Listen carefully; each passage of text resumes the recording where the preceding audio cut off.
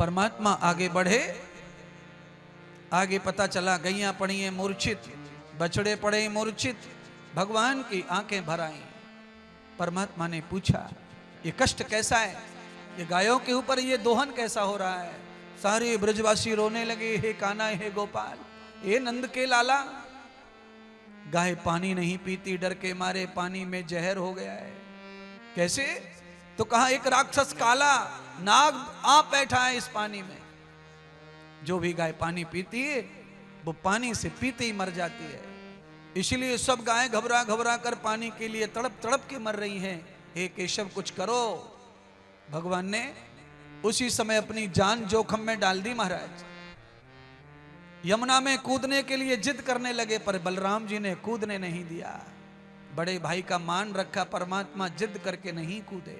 तो भगवान ने घी टेढ़ी उंगली से निकाला, सीधी से नहीं निकला। भैया संध्या काल हो गया है, मेरा मन नहीं लग रहा, वृंदावन आया हूं सुबह से, इसको मार उसको मार, मैं थक गया, अब मुझे थोड़ा प्रसन्न कर दो। बलराम जानते थे कृष्ण कैसे प्रसन्न होते हैं। बल्ला पकड़ा दिया कृष्ण के हाथ में, बलराम जी ने गेंद पकड़ ली, दोनों भाई गेंद बल्ला खेलने लगे।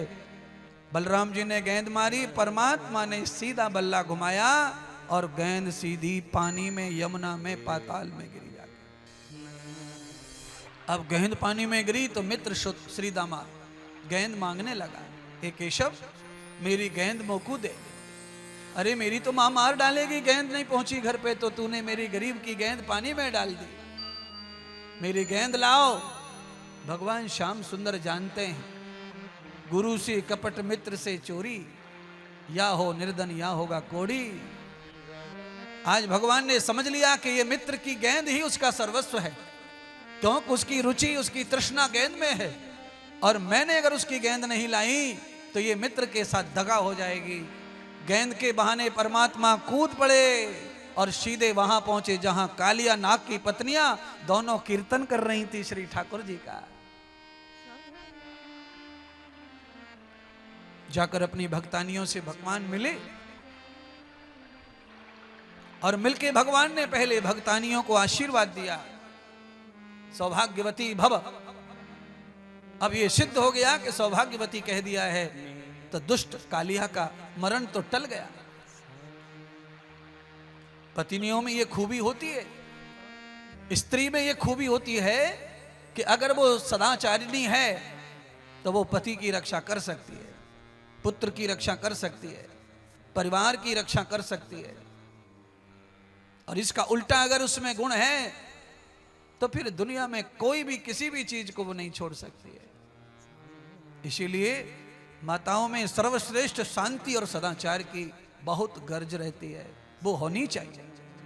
धैर्य संतोष ये सब तो बहुत सारा हो।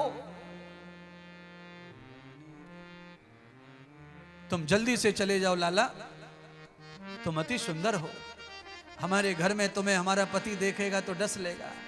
उसे मांस की गंध आई फिर वो नहीं रुकता, इतनी ही देर में उसे मांस की गंध पड़ गई। भगवान ने अपनी गेंद उठाई और कालिया नाग ने भगवान को झपट्टा मार के कस लिया अपने शरीर से, मरोड़ता जाए शरीर को, भगवान पिसते चले जा रहे हैं। अंत में परमात्मा ने लीला करके अपनी उंगली से उस कालिया की नाक को फाड़ दिया और नाथ दिया उसको। आज जगन्नाथ ने, दीनानाथ ने नाग को नाथ दिया, और जैसे ही नाक में नाथ डाल दी उंगली की, अब तो नाग की शक्ति समाप्त होने लगी, सारा विश्व समाप्त हो गया, उसका पावर उसकी शक्ति भी समाप्त हो गई। पत्नियां चरणों में गिर पड़ी, तुम कौन हो? इस तरह मेरे पति को बस में करने वाले दुनिया में दो ही देवता हैं, या तो तुम शिव हो या तो तुम नारायण हो, एक बार बताओ कौन हो? तो भक्ति से प्रसन्न परमात्मा ने चतुर्भुज नारायण का दर्शन उन दोनों भक्तानियों को करवाया। तब उन्होंने चरण पकड़ के कहा, मेरे पति को क्षमा कर दो प्रभु। पत्नियों की भक्ति से प्रसन्न होकर परमात्मा ने उनके सौभाग्य की रक्षा की, उसके विष को निकालकर उन तीनों के साथ भगवान धरती पर आए पाताल से।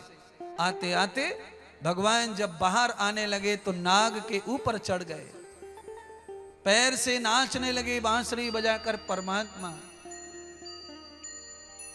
जैसे चरण परमात्मा के उसके माथे पर पड़े, उसकी बुद्धि पवित्र और शांत और शुद्ध हो गई महाराज। इसीलिए महापुरुषों के चरणों का जल, चरणों की पूजा हमारी बुद्धि को शांत करती है, इस बुद्धि में उपजे हुए विष को शांत करती है। इसीलिए अवश्यमेव महात्मा सन्यासियों के चरणों का पान जरूर करना